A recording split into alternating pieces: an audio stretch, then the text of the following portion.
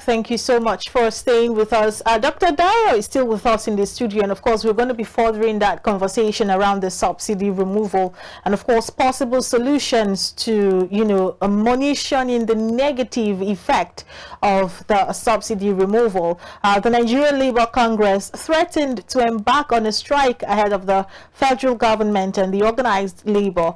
The NLC is demanding that the government meet its demand to cushion the effect of the fuel subsidy removal. It said it would not hesitate to call out workers for industrial action, adding that it only suspended its planned strike. It said the government must act fast with respect to providing palliatives, adding that it was expecting an increase in the minimum wage from 30,000 naira to 150,000 naira. Meanwhile, the National Industrial Court in Abuja on Monday reaffirmed its earlier order restraining the NLC and the TUC from embarking on its planned nationwide strike. The court ordered that the parties maintain the status quo and adjourn the matter until 20th of July for a hearing. And they had a meeting, actually. The NLC and the TUC had a meeting with the federal government. I know we already started this conversation, Dr. D, but let's drive it back a bit to that meeting that, the two parties had. And how that, I don't want to say it ended in a deadlock. I want to believe that the conversation is going to continue. But from where we started this conversation, the industrial court ordering them to not go on strike, and we've established that is an infringement on the rights of the people. Let us take it up from there. But number one, am I truly talkative? I mean, it's what you do, right? So as to know. You see, on a very, very serious note, all over the world, and according to United Nations human rights, how do I put it now? Human rights department. Everybody within a political environment has its rights and obligations to the state. All right? Part of the rights and obligations is to submit, to willingly submit your sovereignty, okay, to a particular leader that will be leading you. Social contract. Do you understand? You are, thank you. All right? And when you have submitted it, you are submitting it based on the constitution of that particular state. And within that constitution, there's what we call, there's a section there. It's a pity most Nigerians don't even know the color of the constitution, talk less of reading it. There's a section there as regards social contracts. Of course. This I have known ages, as far back as when I was in A levels, where one of our neighbors wanted to infringe on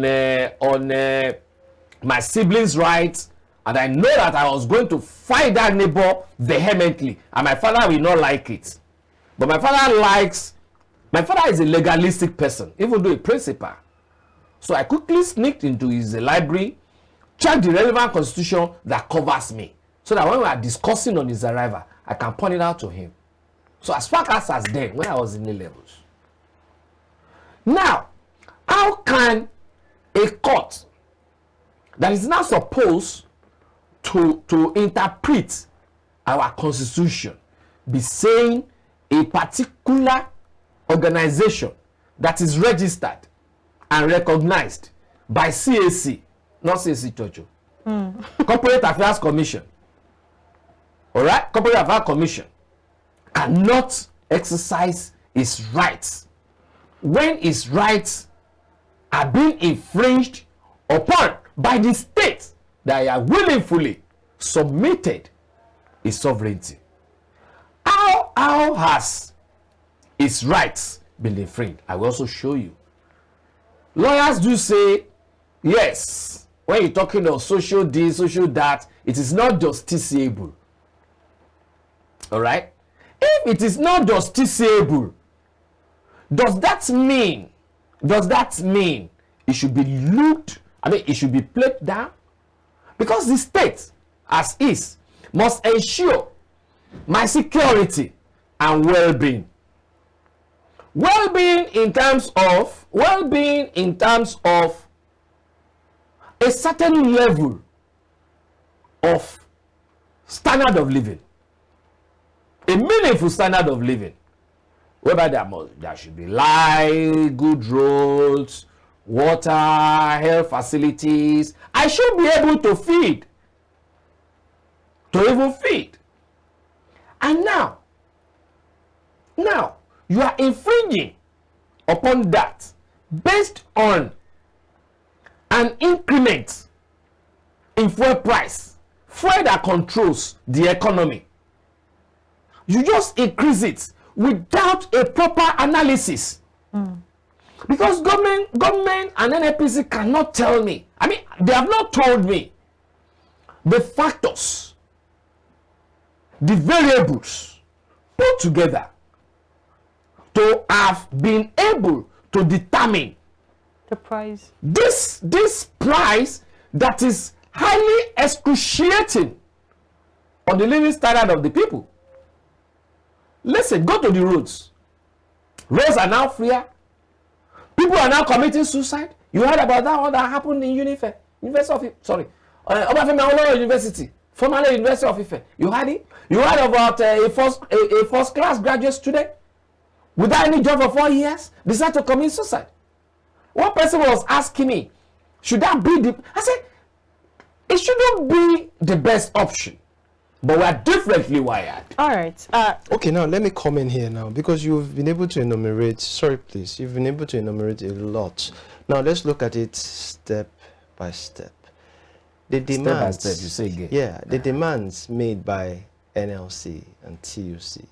Could you please analyze it in the light of minimum wage? In the light of reasonableness? Yes, I will. And of course, if it is backed up by the law when it comes to the Constitution. Yes, I will. Now listen Please to go this. ahead. I will never support NLC and TUC for asking for that 150,000. You know why? 200,000. 200,000. 200,000. No matter how much. Even if they're asking for 10,000. You must be able to show. I'm a social scientist. You must be able to show the variables you had put together. You know, for the past 5 years or 6 years, I've been advocating for NLC to stop asking for minimum wage. Rather, sustainable minimum living standard. No more wages, but living standard. Why are you working? You are working to be able to sustain your family meaningfully. Is that not the same thing as a minimum wage? Wage. You go wage. It's not defined. So how do you... What I'm saying is this. Sustainable living When standard? we are talking of sustainable minimum living standard, the Constitution has provided for the state to ensure its citizens are being given security and livelihood. Okay? And that livelihood must be sustainable. So when we are now talking about minimum, sustainable minimum living standard, you are talking of the salary you earn must be able, the minimum must be able to sustain that minimum cadre. And it goes up like that in terms of one, to send your children to school, to be able to pay your hospital bills, to be able to feed, to be able to have accommodation, to be able to transport yourself to and fro office,